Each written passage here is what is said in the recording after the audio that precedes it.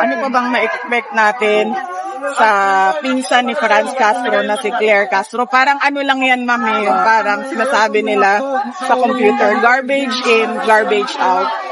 So, pumapasok sa kanya, basura. Lumalabas din sa bibig niya, basura lagi.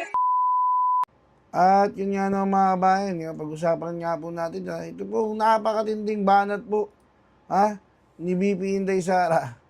Dito po kay Yusek Del Castro. Una sa lahat mga bayan, bukod sa tinawag po ni BP Inday na pinsan ni Yusek Del Castro, itong si Franz Castro, na isang, diba, alam naman po natin na talaga ito po ay mga miyembro ng makakaliwa. Di mo ba? Tapos galit na galit ba red tag Okay? Pinsan daw po ni Yusek Ter, itong si Franz Castro. May pagkakahawig naman po sila. Mga bayan, magkahawig naman po sila, pero hindi po natin alam kung talaga magpinsan, inaasar lang sila ni BP Inday. Pero, ang totoo dyan, magkahawig po sila ng mukha. At medyo may pagkakahawig din po yung ugali.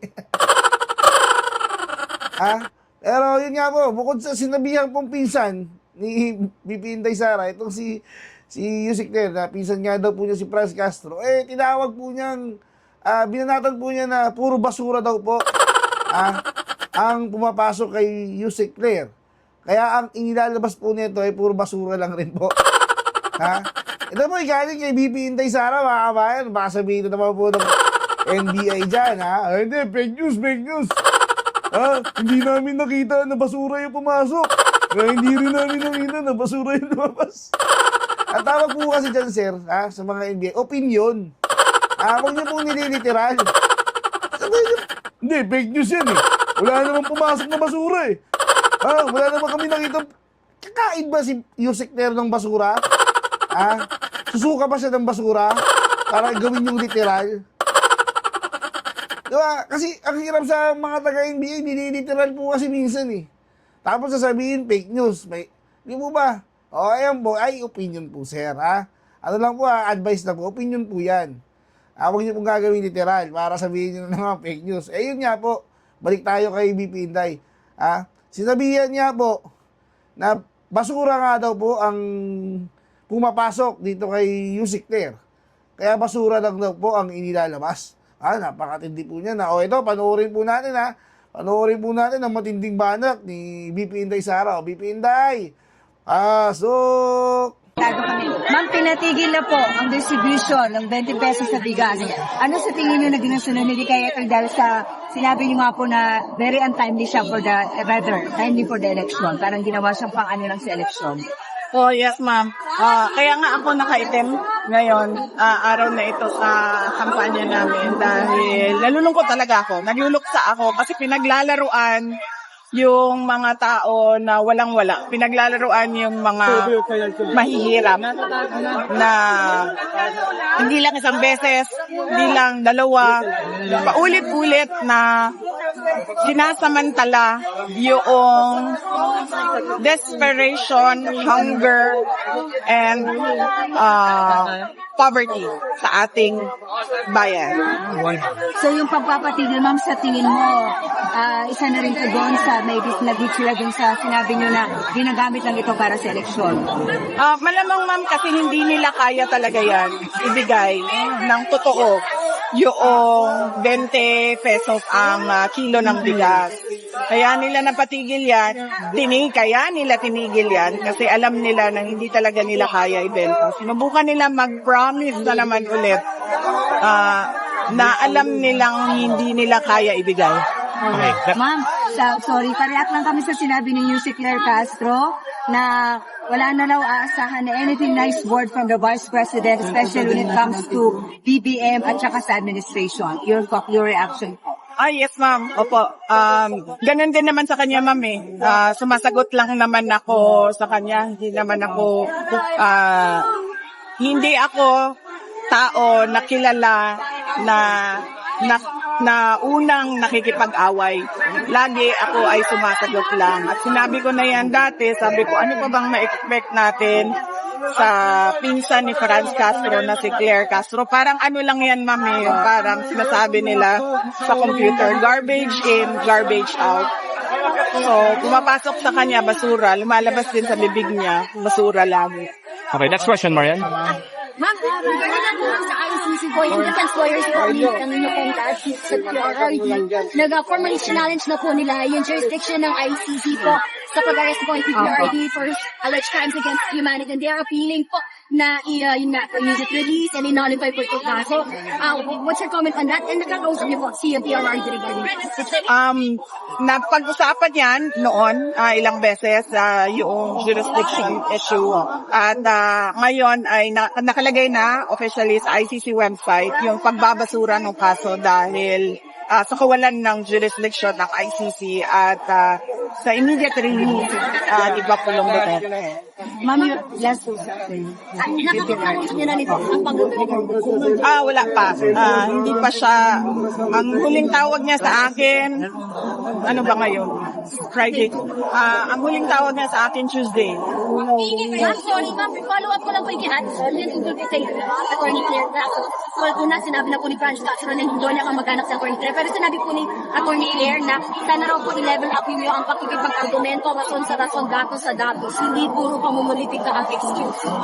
Okay. Oo.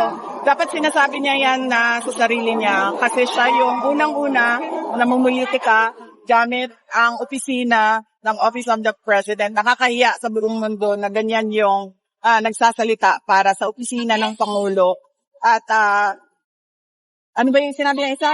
Sana i-level up niyo raw po ang pakikipag-argumento, rason sa rason, datos sa datos. Siya din, dapat niya sabihin sa sarili niya, dapat siya pumunta sa harap ng salamin at sabihin niya yan na ngayong araw na ito ay hindi na ako aatake sa mga kalaban ng aking boss at ang sasabihin ko lang ay ang mga ginagawa ng aking boss para sa bayan. Apparently, wala kasing ginagawa yung CBBM para sa aking bayan, kaya wala ding masabi yung tagapagsalita. So sabi ko nga, garbage in, garbage out. Okay. Next question, ma'am. You have a question? VP Sara, what can you tell us about the meeting de Avance today led by Timur Olaso with your presence here in Zamboanga City? And you also mentioned na dapat kikilangin talaga ang kandidato, lalo na ang abilidad nito anong mayroon. At saka hanapin ang kulang sa arts at sa maaka. Yes ma'am, oo. Kasi narinig ko kanina, tinatanong ko yung mga tao kung magkano natanggap nila sa AKAP. Sabi nila 1,000. Tapos, tinanong ko kung magkano tanggap nila sa AIC, sabi nila 2,000. Wala namang akap na 1,000 at AIC na 2,000. Ma'am, kahit saan mo tingnan sa budget at sa DSWD. So, dapat yung mga tao dito sa Zamboanga City, hinahanap nila na saan na ba yung kulang o balanse noong akap na hindi nila natanggap at saka yung AIC. Na nawawalang 8,000 pesos. At what can you tell about Team Zamboanga in Zamboanga City? Mention na kailangan kikilanin talaga anong abilidad ng isang kandidato. Opo, hindi ako kandidato ngayong eleksyon na ito, kaya minabuti ko na tumulong sa bayan sa pamamagitan sa pagpapaalala sa ating mga botante, sa ating lahat, kung ano ba yung mga mali natin lagi kapag dumadating ang halalan. Unang-una, yung pag natutuwa tayo, sumasayaw, kumakanta, ibinoboto na kaagad natin. Hindi natin tinatanong kung ano ba mga pangako nito, ano bang nagawa nito noon. Ano bang nasabi nito noon na nagginawa na niya ngayon. Pangalawa, yung mga malalaking politiko na pamilya. Sabi ko nga, hindi dahil Sara Duterte yung nakatayo dyan, ay automatic ang boto ninyo. Tinatanong ninyo, ano bang abilidad, ano bang kapasidad ng tao na yan. At pangatlo, yung paulit-ulit ma'am na vote buying. Nakailang eleksyon na tayo na tumatanggap ang mga tao ng 100, 200, 500, 1,000. Pero ganito pa rin ang bayan natin. In fact, worse. Mas malala pa yung problema natin ngayon sa illegal na droga, sa kriminalidad, sa kagutuman ma'am ng mga tao at sa kahirapan. Next question, Queenie Casimiro, ABS-CBN. Your brother is alleged that there are over 100 examined CIDG members arrived in Davao City. Ano po yung purpose nila? Hindi ko alam, ma'am, kung anong purpose nila. Pwede lang ako manghula kung ano yung purpose nila. Ang purpose nila, ma'am, is manggulo sa election namin sa Davao City. Okay, Alex, hi. Yung mga staff and ano yung rate sa bahay niyo? Hindi ako nagsabi na merong mag-raid. Sabi ko nga, pwede lang ako manghula kung bakit dumating yung mga staff at mga CIDG personnel. Dahil malapit na ang eleksyon, malamang para manggulo. Okay, sa last Davao question, City. Alex, Times of London. Alex from the Times London. Are you confident, Madam Vice President, you get the votes you need in the Senate for the impeachment trial? Are you confident you will get the senators elected you need to help you in the impeachment? I've not been thinking about that. I leave it up to the lawyers to prepare for the impeachment.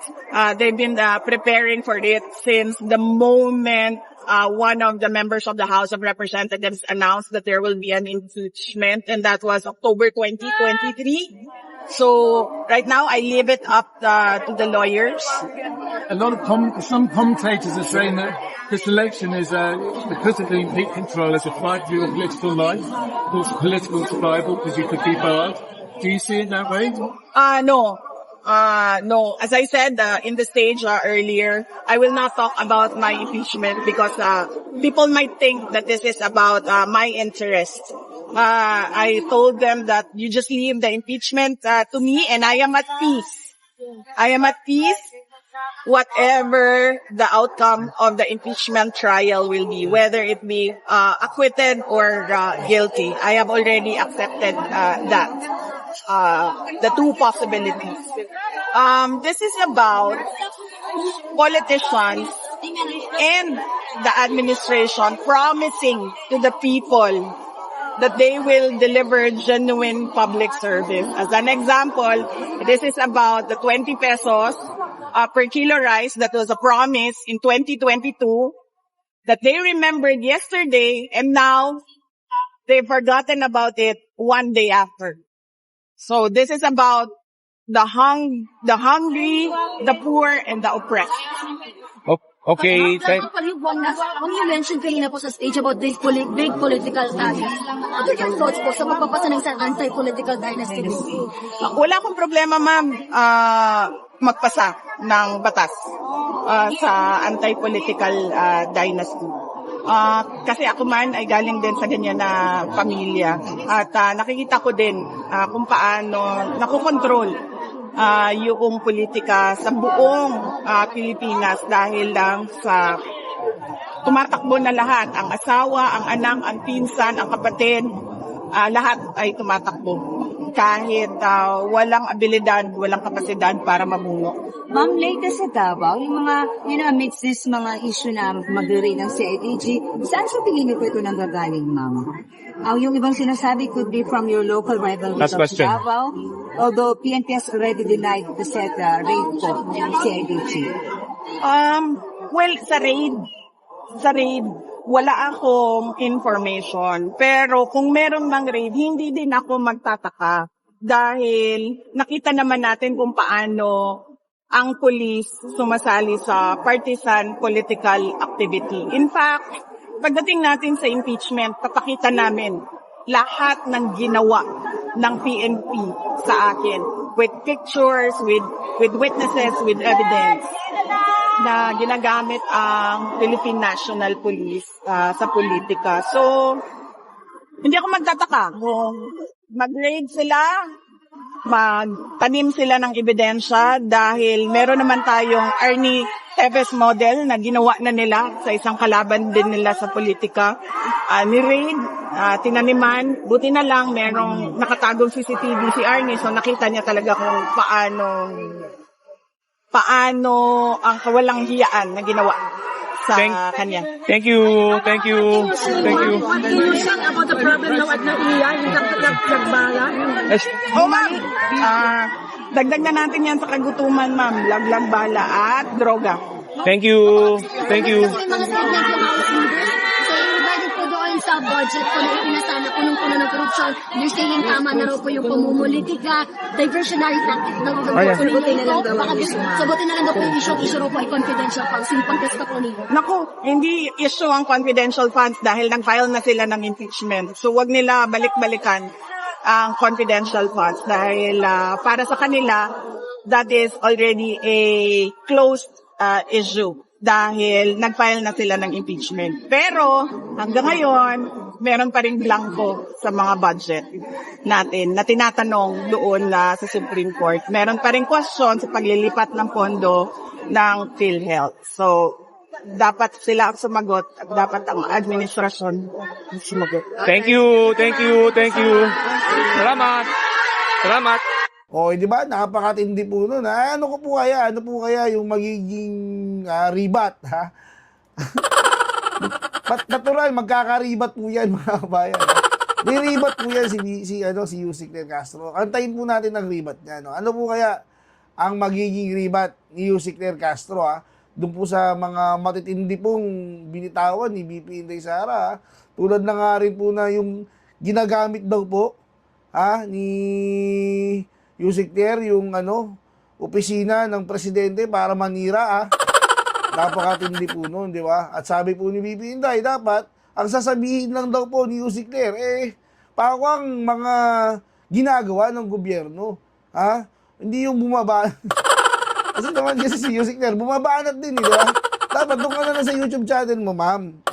Yusik, doon ka bumanat. Huwag dyan sa dyan sa pag nagpe-press good ka. Totoo nga naman, di ba? Mga kabayan, huwag nyo kalimutan i-hit and like at subscribe button para updated ka sa mga uploads ko araw-araw, kabayan. Paalam!